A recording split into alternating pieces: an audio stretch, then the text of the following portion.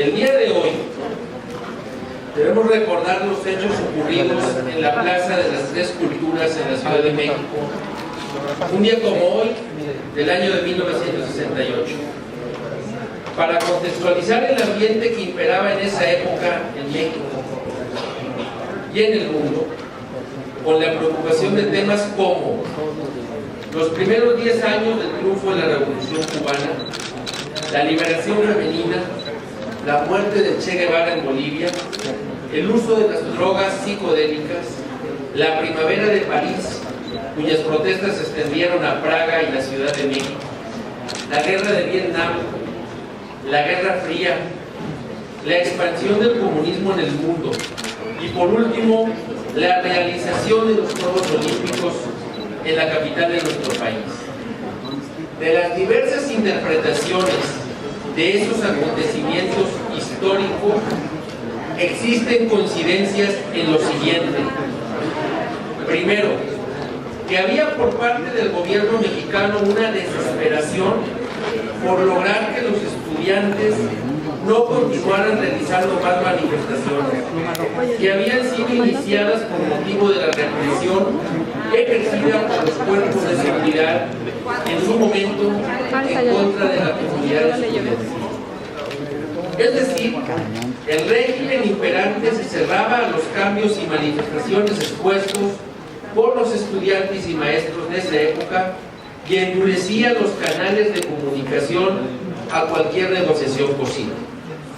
Mucho menos a ceder en ese momento a las demandas legítimas de la sociedad en voz de los estudiantes.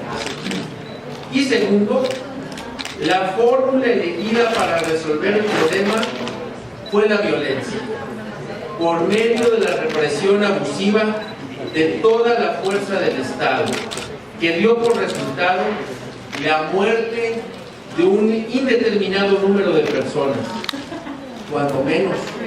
En palabras del gobernante de esa época, oficialmente fueron 26 muertos, 1,043 personas detenidas y más de 100 heridos. Pero extraoficialmente fueron mucho más de un centenar de personas asesinadas, sin que hasta la fecha se haya logrado determinar con certeza. Sin embargo, posterior a la matanza de Tlatelolco, continuaron las detenciones ilegales y fueron cientos los desaparecidos de manera forzada.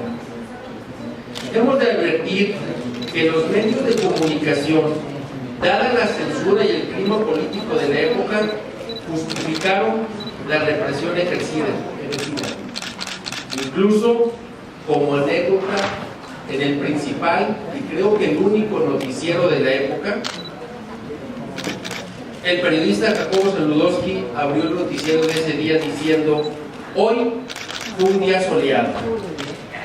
Sin embargo, a partir de esos hechos se fueron hilvanando con otros, como los ocurridos en el 10 de junio de 1971, conocido como el Jueves de Corpus, que por cierto se reprimió lo que era una marcha de apoyo a los estudiantes universitarios de Nuevo León, así como a la lucha sindical y de la oposición de muchos activistas.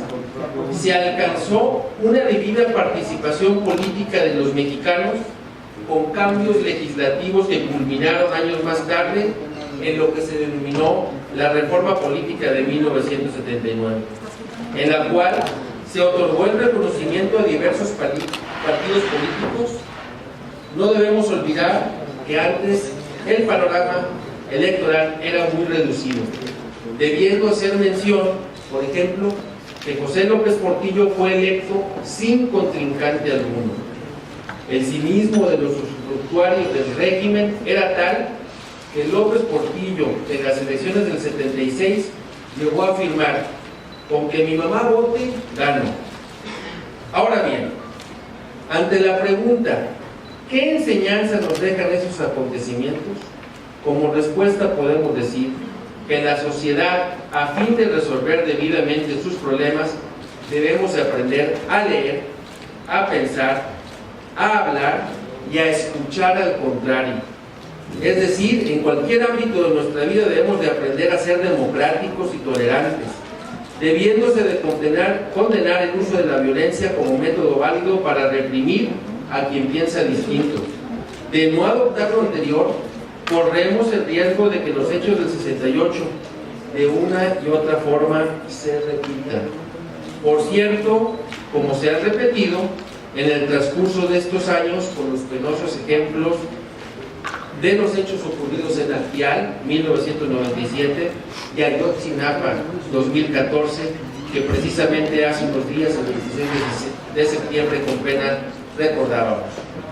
El sistema ha permanecido duro, cerrado, a fin de investigar y esclarecer cabalmente los acontecimientos que han enlutado y ensangrentado a la nación, dejando en la más total indefensión a la sociedad y a las familias de los desaparecidos. Por eso, a 50 años, el 2 de octubre no se olvida. Muchas gracias. Gracias por el apoyo de mis compañeras y compañeros.